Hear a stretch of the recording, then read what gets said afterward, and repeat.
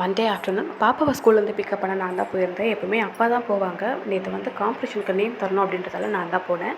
போயிட்டு வந்துட்டு இட்லிக்கு வந்து அரிசி ஊற வச்சுருந்தேன். அதையும் அரைக்க போட்டுட்டு கொஞ்சம் சாமான் இருந்தது, அதையும் வந்து வாஷ் பண்ணிட்டேன். என்ன தான் எல்லா வேலையும் பெண்கள் வந்து மாங்குன்னு செஞ்சாலும் ஒரு சில வேலை செய்யும்போது கொஞ்சம் கடுப்பாக தாங்க இருக்கும். அதில் ஒரு வேலை எனக்கு வந்து பார்த்திங்கன்னா மாவு அரைக்கிறது. அதையும் வந்து செஞ்சு முடிச்சாச்சு. ஆனால் அதை செஞ்சு முடிக்கும்போது இருக்கிற சந்தோஷம் இருக்குது பாருங்கள், ரொம்ப பெரிய சாதனை பண்ண மாதிரி தோணும். உங்களுக்கு எந்த வேலை செய்யும்போது கடுப்பாக இருக்கும் அதை வந்து கமெண்ட்டில் சொல்லுங்கள்.